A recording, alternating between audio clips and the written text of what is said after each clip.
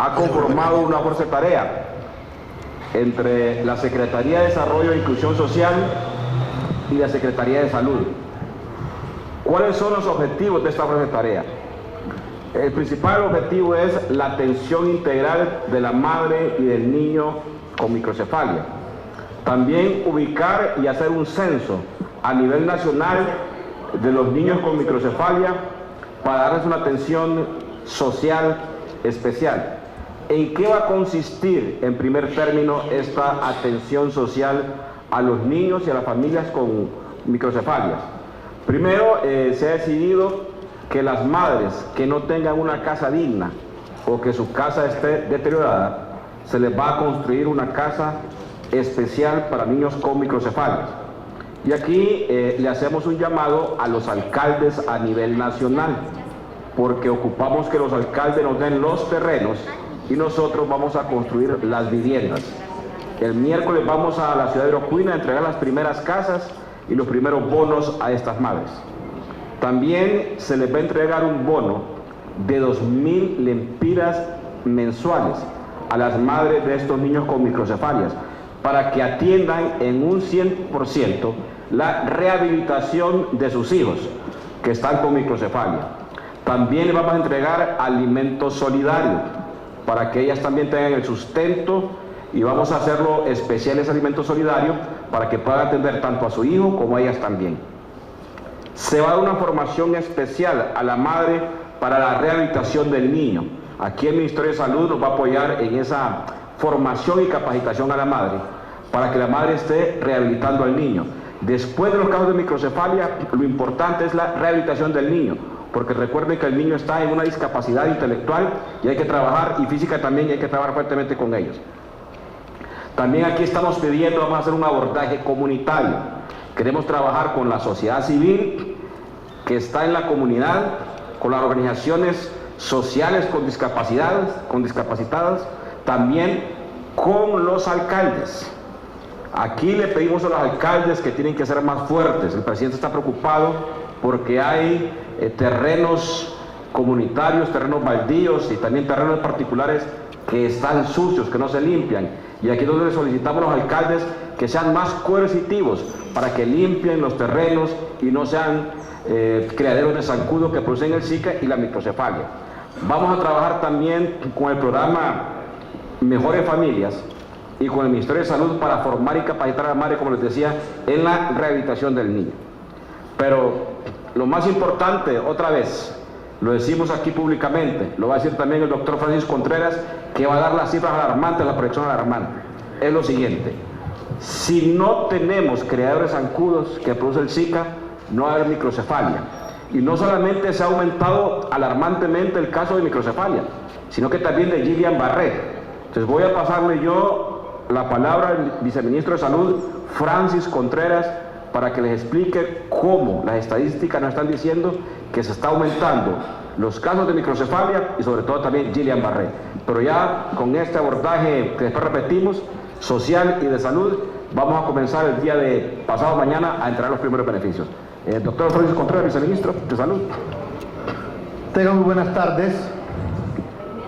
Hemos hecho un recuento de lo que ha ocasionado la epidemia del Zika en el continente americano. Recordamos que el Zika fue diagnosticado en el mes de mayo del año pasado en Brasil. Para noviembre del año pasado, Brasil estaba reportando un incremento inusitado, un incremento no esperado de casos de microcefalia principalmente. Brasil nos reportaba que para noviembre registraba más de 4.000 casos de microcefalia, cuando en un año no reportaban más de 200. Inmediatamente se encendieron las alarmas ante la sospecha de una relación directa entre los casos de microcefalia que estaban apareciendo por cantidades muy altas y una nueva enfermedad que era el Zika. Rápidamente muchos investigadores, principalmente del Centro de Control de Enfermedades Infecciosas y de la Organización Mundial de la Salud, se desplazaron a Brasil a buscar si efectivamente existía una relación entre Zika y microcefalia. Honduras el 17 de diciembre del año pasado diagnosticó en territorio hondureño la circulación del virus del Zika. Y a partir de ese momento empezamos a diagnosticar pacientes que enfermaban por Zika. Hace aproximadamente un mes que la Organización Mundial de la Salud y algunas otras organizaciones como el CDC han confirmado la relación directa entre Zika y microcefalia. Hemos hecho un recuento de cuántos son los casos de microcefalia que se han presentado los últimos 5 años en el país. Y el promedio ha sido de aproximadamente unos 33 casos por año. Sin embargo, en las últimas semanas hemos tenido un incremento en los casos de microcefalia, de tal manera que en este momento podemos decir que ya se registran en el país 34 casos de microcefalia, siendo el mayor incremento en las últimas semanas. Un equipo de expertos epidemiólogos de la Secretaría de Salud, con el acompañamiento y la asesoría técnica de expertos de la Organización Panamericana de la Salud, de la Organización Mundial de la Salud y del Centro de Control de Enfermedades Infecciosas, CDC, de Atlanta, en Estados Unidos, han revisado el número de pacientes que se han visto afectados con microcefalia en las últimas semanas, así como el incremento de pacientes con Zika y de embarazadas con Zika. De tal manera que en este momento podemos decir que para este año 2016 tenemos una proyección de 340 casos que podrían nacer con microcefalia, una cantidad que supera en 10 veces lo que se ha presentado anualmente en los últimos años. Son 340 personas, 340 niños y niñas que corren el riesgo de nacer con microcefalia. Pero no solo tenemos una proyección de un alto número de casos de microcefalia, también de síndrome de Guillain-Barré, que el promedio de los últimos años ha sido 112 casos más o menos. Las proyecciones nos indican que podría incrementarse hasta 250 casos a final de año. En este momento se registran más de 30.000 personas afectadas por el Zika. En este momento registramos más de 600 mujeres embarazadas con la sospecha de Zika. Pero lo que más nos alarma es la proyección, y repetimos, la proyección que podemos tener hasta 340 pacientes con microcefalia a final de año y 250 personas afectadas con síndrome de Guillain-Barré. Y en este momento que ustedes pueden ver el cielo nublado y que muy probablemente en horas de la tarde tengamos lluvia, nos indica algo. Cuando tenemos lluvia, en periodo lluvioso, la fumigación no es la medida más efectiva. La medida más efectiva continúa siendo la destrucción de los criaderos de zancudos. Por eso un mensaje enérgico a la población: hay que limpiar las pilas, hay que tapar las pilas, hay que tapar cualquier contenedor donde se almacene agua. Hay que revisar nuestros patios, que no quede ningún objeto tirado en nuestros patios que pueda almacenar agua, que después de la tormenta, que con seguridad podemos tener en horas de la tarde, podemos tener en ese recipiente un criadero de zancudos que pueda enfermar a nuestras familias y tener el riesgo no solo de síndrome de Guillain-Barré, que nos puede afectar a cualquiera de nosotros, sino que también a nuestras mujeres que estando embarazadas pueden tener un nacimiento con microcefalia. Y repetimos, son cifras muy alarmantes.